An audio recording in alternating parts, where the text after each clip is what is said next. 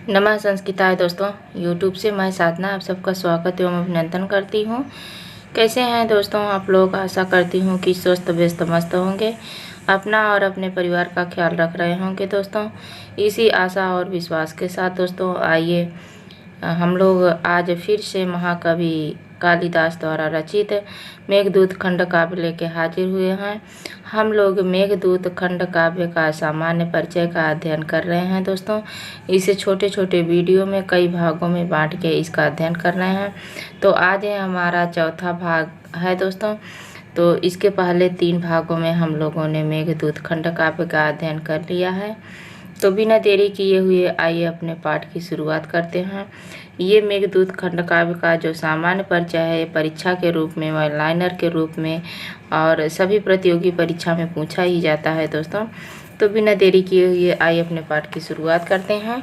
आज का motivation code है, दुनिया का वसूल है जब तक काम है तब तक तेरा नाम है।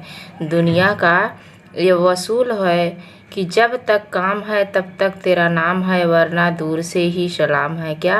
वरना दूर से ही सलाम है। दूर से ही सलाम नहीं करते कभी कोई लोग दोस्तों। जब तक के उनका काम है तब तक तो आप ही आप हैं, आप उन पे सिर पे हैं। आप कुछ भी कहिए उन्हें कोई बुरा नहीं लगेगा, लेकिन जैसे ही उनका काम निकल जाएगा तो वैसे ही आपकी छोटी छोटी बातें और आपका छोटा छोटा बिहेवियर भी उनको बुरा लगने लगता है। पता नहीं क्यों।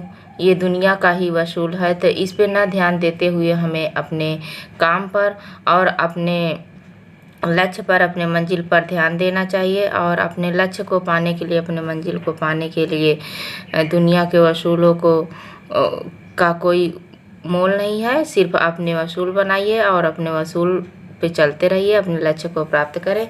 इसी मोटिवेशन कोड और इसी कामना के साथ दोस्तों आइए आज का पाठ शुरू करते हैं। आज का पाठ हमारा यहाँ से शुरू होता है दोस्तों कि ये यहाँ से कि पहले हम लोगों ने अध्ययन कर लिया था पहले के वीडियो में कि कुरुक्षेत्र के आगे कनखल के समीप पार्वती जी का उपहास करती हुई गंगा नदी बहती हैं और गंगा नदी का नाम जहन्नुम कन्या है। और उसके बाद यहाँ पे है कि कनखल हरिद्वार के समीपवर्ती माना जाता है। हरिद्वार के समीप जो है कनखल है। उसके बाद यहाँ पे है कि कनखल में मेघ की छाया गंगा में पड़ने पर प्रयाग के अतिरिक्त वहाँ भी संगम यानी गंगा यमुना का प्रतीक होगा। प्रयाग में जो गंगा यमुना का संगम है, गंगा यमुना और अदृश्य रूप से सरस्वती भी वहाँ विद्यमान है दोस्तों। तो गंगा यमुना का जो संगम है वो जब कनखल में पड़ेगा तो जब गंगा तो वहाँ पे बह रही हैं, लेकिन यक्ष कह रहा है कि जब मेघ की छाया पड़ेगी तो काली हो जाएगी, क्योंकि गंगा का पानी थोड़ा सा सफ़ेद है और यमुना का पानी थोड़ा सा सांवले कलर का होता है। तो जब मेघ का उसमें छाया पड़ेगा तो वो भी सांवले कलर का हो जाएगा। तो वहाँ पे गंगा और यमुना दोनों का जो है संगम प्रतीक होगा। ऐसे लगेगा कि इधर गंगा है उधर यमुना है, यहाँ पे प्रयाग जैसे संगम का प्रतीक होगा। यही अच्छा मेघ से कह रहा है दोस्तों।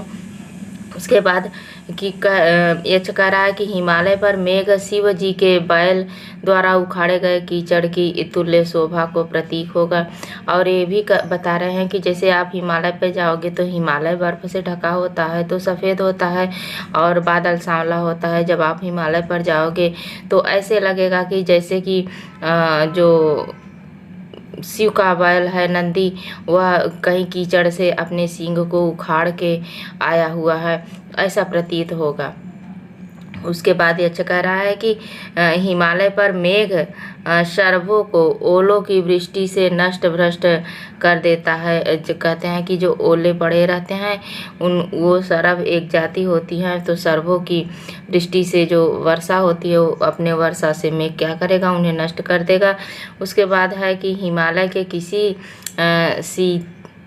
शिला तल पर भगवान शिव के चरणों की सिद्ध जन पूजा करते हुए मेघ भी उसकी परिक्रमा करता है। क्या? मेघ भी उसकी परिक्रमा करता है। यह कह रहा है कि जब वहाँ पे जाओगे तुम हिमालय पर्वत पे, वहाँ पे सिद्ध जन जो पूजा करते रहेंगे और उनके आसपास तुम जाते रहोगे तो ऐसे लगेगा कि जैसे तुम भी परिक्रमा कर रहे हो। यक्ष कह रहा है कि हिमालय पर मेघ के मृदंग जैसी आवाज़ से शिव का संगीत पूर्ण हो जाएगा। शिव जो अपने मन में गुनगुनाते रहते हैं, ध्यान मग्न रहते हैं, तो जब वहाँ तुम पहुँचोगे तो तुम्हारी आवाज़, तुम्हारी गर्जना से ऐसे प्रतीत होगा कि जो है शिव गुनगुना रहे हैं और उनमें संगीत बज रहा है। हिमालय पर्वत पर क्रौंचरंद भगवान परशुराम के पराक्रम का प्रमाण है दोस्तों। जो क्रौंच का एक टीसी कहानी है कि भगवान जो वो थे परशुराम, वो जो है क्रौंचरंद पक्षी को मारने के लिए जो बाण मारे थे, उससे जो हिमालय पर्वत में छेद हो गया था, वो सुरंग आज भी हिमालय के तराइयों में है। और तो वही कह रहे हैं कि वहाँ जाओगे कि हिमालय पर्वत पे तो क्रौंचरंद भगवान परशुराम के पराक्रम का प्रमाण तुम्हें मिलेगा, वो सुरंग भी तुम्हें दिखाई देगी। उसके बाद इसी रंध में हंस मानसरोवर जाते हैं, उसी छेद से जो हंस लोग हैं वो मानसरोवर जाते हैं, उसी रास्ते से, उसी छेद के रास्ते से जिससे भगवान परशुराम ने छेद किया था। क्रौंचरंध से गुजरता हुआ मेघ राजा बलि को बांधने के लिए उठाए गए विष्णु के पैर की तरह प्रतीत होगा। वो कह रहा है कि क्रौंचरंध से जब गुजरोगे, तुम जाओगे तो ऐसे लगेगा कि जैसे भगवान शिव ने, भगवान विष्णु ने बाली को बांधने के लिए अपने पैर उठाए हैं। उसके बाद यक्ष कह रहा है कि क्रौंचरंध का दूसरा नाम हंस द्वार भी है, क्योंकि हंस वहाँ से जाते हैं मानसरोवर, तो उनका दूसरा नाम हंस द्वार भी है। क्रौंचरंध पार करके मेघ हिमालय का अतिथि बनेगा। कह रहे हैं कि जब क्रौंचरंध पार करके उस क्षेत्र से तुम जाओगे तो हिमालय के अतिथि बनोगे। हिमालय तुमको अतिथि के रूप में स्वीकार करेगा। उसके बाद कह रहे हैं हिमालय पर भ्रमण करती हुई पार्वती जी के लिए मेघ सीढ़ियों का कार्य करेगा। और यक्ष कह रहा है कि तुम जाना तो पार्वती वहाँ विचरण कर रही हैं, तो अगर वो नहीं चढ़ पाती हैं, हिमालय ऊंची तराइयों में है, तो तुम उनका सीढ़ी का कार्य करना और वहाँ तक उन्हें पहुँचाने का कार्य करना। कैलाश पर देव स्त्रियाँ कंकड़ों के अग्रभाग से मेघ को फव्वारा बना डालेंगी। कह रहे हैं कि जब तुम वहाँ जाओगे तो जो देव स्त्रियाँ हैं वो कंकड़, जो सोने के कंगन वगैरह पहनी रहेंगी, उसके अग्रभाग से कूट के तुम्हारा फव्वारा बना डालेंगी। तो तुम क्या करना, उसके बाद हिमालय पर चीड़ वृक्षों के तनों की रगड़ से लगी आग को मेघ बुझाता है। वो यक्ष बता रहा है कि तुम जाना हिमालय पर, तो जो चीड़ ताड़ के वृक्ष हैं उनकी रगड़ से जो उसमें आग लग जाती है, उसे तुम बुझाना। उसके बाद यहाँ अब हिमालय पर्वत पे पहुँच गया है, हिमालय पर्वत तक की व्याख्या कर दिया है। अब यहाँ से उत्तर मेघ शुरू होता है। अब उत्तर मेघ में अलकापुरी का वर्णन है। अभी तक तो रास्ते का वर्णन कर रहा था यक्ष, लेकिन अब उत्तर मेघ में अलकापुरी का वर्णन है, तो हम लोग अलकापुरी के वर्णन का अध्ययन करेंगे। यह है कि उत्तर मेघ के प्रथम श्लोक में अलका नगरी की तुलना मेघ के साथ की गई है। किसके? मेघ के साथ की गई है दोस्तों। उसके बाद यहाँ पे है कि मेघ की बिजली की तुलना अलकापुर की स्त्रियों से, इंद्रधनुष की तुलना सुंदर स्त्रियों से। जो है मेघ की बिजली की तुलना कहाँ से? अलकापुरी की स्त्रियों से। और इंद्रधनुष की तुलना सुंदर चित्रों से। मेघ के गर्जन की तुलना अलका के बजाए जाने वाले मृदंगों से। और जल धारण की मणि जटित फर्शों की तुलना जो है मेघ की ऊंचाइयों की तुलना गगनचुंबी से की गई है। जैसे ही मेघ की जलधारा, जैसे पानी भरा रहता है तो चमकता रहता है हर कलर के सूर्य की रोशनी पड़ने पर, उसी तरह उनके जलधारा की तुलना मणि से जटित वहाँ की फर्शों से की गई है। अब मेघ जितना ऊंचा रहता है तो वहाँ की ऊंचाइयों की तुलना गगनचुंबी शिखरों से, यानी वहाँ के महलों से की गई है दोस्तों। उसके बाद है कि अलका में सदैव छह ऋतुएं विद्यमान रहती हैं। ये में यक्ष से मेघ कह रहा है। अलका की स्त्रियां क्रीड़ा के लिए हाथों में कमल लिए हुए रहती हैं। ये भी यहाँ से पूछा जाता है कि अलका की जो स्त्रियां रहती हैं वो क्रीड़ा करने के लिए कमल में हाथ में किस पुष्प को धारण करती हैं, तो कमल को धारण करती हैं। बालों में कुंद पुष्प तथा मुख पर लोध्र पुष्प का रज लगाए रहती हैं। क्या कौन? वहाँ अलकापुर की स्त्रियाँ। वहाँ अलकापुर की स्त्रियों का वर्णन करते हुए यक्ष कह रहा है कि वे जूड़े में कुर्बक के पुष्प और कानों में सुंदर शिरीष के पुष्प लगाकर और मांग में कदम्ब पुष्प से सजाती हैं। अलका में नित्य फूल खिले रहते हैं। स्त्रियां सदैव चांदनी युक्त रहती हैं, मतलब हमेशा सजी धजी रहती हैं। दोस्तों, अलका में यक्ष सदैव ही युवा अवस्था में रहता है। क्या? वहाँ के लोग युवा अवस्था में ही रहते हैं, कभी वृद्धावस्था को प्राप्त नहीं होते हैं। वहाँ अन्य अवस्थाएं नहीं होती, यानी कोई वृद्धावस्था कुछ नहीं होता। वहाँ पे हमेशा युवा अवस्था ही होती है। कुबेर को रावण का भाई माना जाता है। इन्हीं का पुष्पक विमान रावण के पास था। क्या? रावण के पास था। कुबेर का ही पुष्पक विमान रावण था, और जो है कुबेर को रावण का भाई माना जाता है। दोस्तों, उसके बाद यहाँ पे है कि कल्प वृक्ष से रति फल नामक मध्य प्राप्त होता है। कहाँ से? रति फल नामक जो मध्य होता है वह कहाँ से प्राप्त होता है? कल्प वृक्ष से प्राप्त होता है, जिसका सेवन यक्षगण और मृदंग आदि के ध्वनि के साथ करते हैं। और उसके बाद है कि आकाश गंगा मंदाकिनी के जल से शीतल तथा किनारे पर मदार के वृक्ष से प्राप्त छाया में यक्ष कन्याएं स्वर्णिम बालुका में मणि छिपाने का खेल खेलती हैं। क्या? सोने की बालुओं में मणि छिपाया करती हैं। इतना धनवान अलकापुरी है। दोस्तों, चंद्रमा की किरणों से पिघलाई गई झालरों से लटकती चंद्रकांत मणि स्त्रियों के सूरत जन्य थकावट को दूर करती हैं। अलका के ब्राह्म उद्यान का नाम वैभराज है। क्या? वैभराज। तो अगर यहाँ ये भी क्वेश्चन पूछा जाता है कि अलका के जो बाहरी उद्यान है उसका क्या नाम है? वैभराज है। उसके बाद है कि कामदेव भगवान शंकर की डर से अपने भंवरों की डोरी वाले धनुष का प्रयोग नहीं करते। स्त्रियों के चितवन से काम वहाँ पे चलता है। वहाँ कामदेव की कोई बात नहीं होती, क्योंकि एक बार कामदेव को भगवान शिव ने उन्हें जो है भस्म कर दिया था। उसी की डर से जो है कामदेव अपनी डोरी नहीं चढ़ाते, अपने बाण नहीं छोड़ते। वहाँ के काम जो है स्त्रियों की चितवन से ही चलता है।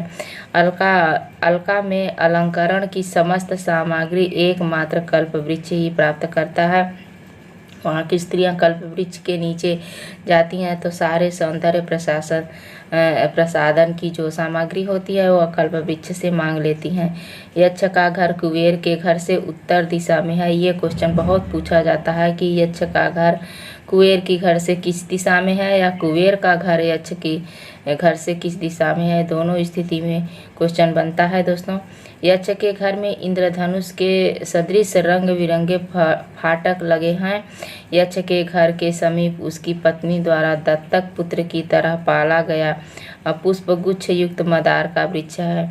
ये भी क्वेश्चन पूछा जाता है कि मदार का वृक्ष जो यक्षणी थी, यानी यक्ष की पत्नी थी यक्षणी, वह जो है किस वृक्ष को पुत्र के रूप में पाली थी, तो मदार वृक्ष को दत्तक पुत्र के रूप में पाली थी। और यक्ष के घर में मरकत मणि की शिलाओं से निर्मित सीढ़ी वाली बावली है। क्या है? सीढ़ी वाली बावली कैसी है? मरकत मणि की शिलाओं से निर्मित है। और उसके बाद है कि यहाँ के हंस वर्षा काल में भी मानसरोवर नहीं जाते हैं, क्योंकि वहाँ इतना स्वच्छ और पवित्र पानी है कि वहाँ ही रहते हैं। कहाँ? जो यक्ष के घर की जो बावली है, क्या है? बावली है। जो बावली में रहने वाले हंस हैं वो वर्षा काल में भी नहीं जाते, वहीं पे रहते हैं। उस बावली के किनारे पर नीलम नामक मड़ियों में से बने ये क्या है, शिखर वाला क्रीड़ा शैल है। क्या, शिखर वाला क्रीड़ा शैल कैसे है, नीलम नामक मड़ियों से बना हुआ है दोस्तों।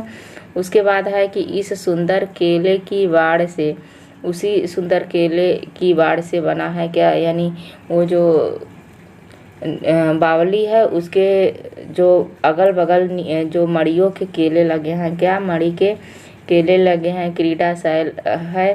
क्रीडाशैल पर रक्त अशोक और मौलश्री वकुल नाम के 2 वृक्ष हैं। क्या, मौलश्री और वकुल नामक के 2 वृक्ष हैं दोस्तों।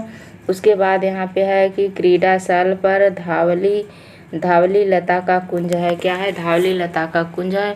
अशोक या छड़ी के बाएं पैर और वकुल मुख की मदिरा के अभिलाषी हैं। जो अशोक का वृक्ष है और वो बाएं पैर का अभिलाषी है, और जो वकुल का वृक्ष है वह जो है यक्षिणी के मुख से जो कुल्ला किया जाता है उस मदिरा का क्या है, अभिलाषी है।